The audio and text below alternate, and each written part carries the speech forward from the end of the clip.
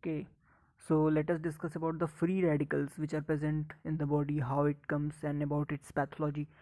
So in pathology, the concept of free radical is very important because it will come time after time. Okay, in every topic like inflammation or cell injury every time. So let's talk about the free radicals and clear your concept. This is the basic concept. Okay, so mainly these are the oxygen free radicals which are produced. So what are the free radicals? These are partially reduced. Okay, they are not fully reduced, they are partially reduced. They are unavoidable byproducts. Okay, mean they can't be avoidable, they will be formed, and they're the byproducts. Means after the metabolism or the function, what is produced, that is the byproducts. Okay, these are unavoidable byproducts of mitochondrial respiration. Okay, so in mitochondrial respiration, ATP is also produced, everything is produced. So like that, these free radicals are also produced. Okay, so let's talk about the most important examples of free radicals. So these are the hydroxyl ions. Okay, superoxide ion, that is O2 minus, hydroxyl is OH minus ions, and the hydrogen peroxide, that is the H2O2. Okay, so another significant feature is they have single unpaired electron in the outer orbit. So these free radicals mostly have the free electrons in their outermost orbit. So, and this is why they are highly unstable due to the unpaired electron in their outermost orbit. And why these are harmful? Because they are capable of damaging lipids, proteins, and nucleic acids. Okay, and these all form the cells, cell membranes, and all the structure of our body. Now let's talk about how these are produced, how free radicals are produced.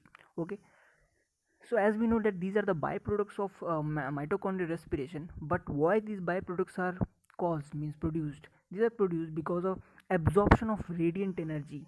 And what are the types of radiant energy? So UV rays, sunlight, ionizing radiations like X-rays. When we go to hospital, X-rays fall on us. If regularly it falls, it becomes uh, source for the absorption or source for the production of free radicals. So absorption of radiant energy is the first cause. Then the enzymatic metabolism of exogenous chemicals or drugs. Okay, so due to, as we talked that in mitochondrial metabolism, so it's covered. And the reduction oxidation reaction. So we know that in our body, oxidation reaction, that is redox reaction, occurs every time in every reactions, because it needs to be done, means it needs to be done for fully functioning. So these the reduction oxidation reaction that occurs during normal metabolic process also produces free radicals. Okay, now some external factors are also there, like smoking can produce free radical, pollution, and inflammation of the cells, ionizing radiation as we talked, and mitochondrial respiration is the mostly the main cause. So these all are the main factors which produce the free radicals, and these all cause the DNA damage. Okay, uh, now let's talk about some more things, and the most important thing is the Fenton reaction. Okay, it's important, Fenton reaction. So another important factor for the production of free radicals are the transition metals.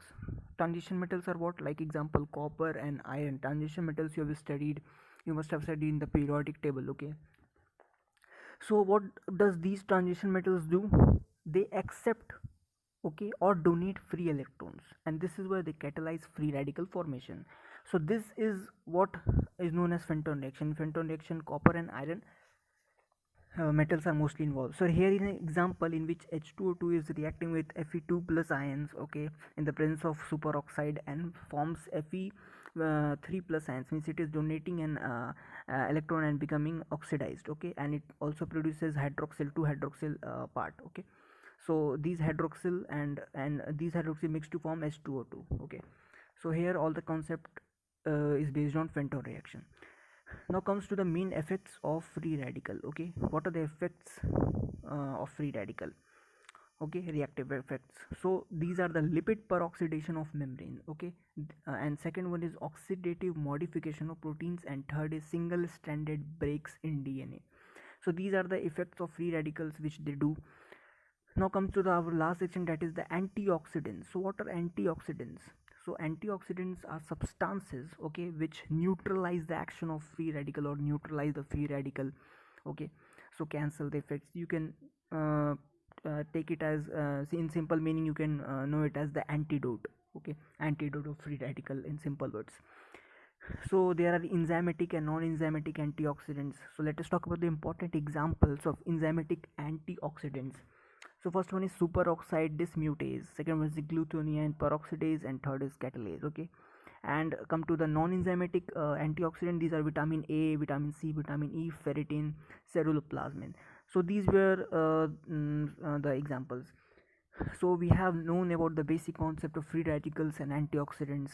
So this will help you in further study of pathology, okay, and all the effects later. So these were the basic concept which you have to know, obviously, for further understanding. Thank you for watching, and for more videos subscribe my channel, and you will get some interesting videos like this always. Okay, thank you guys.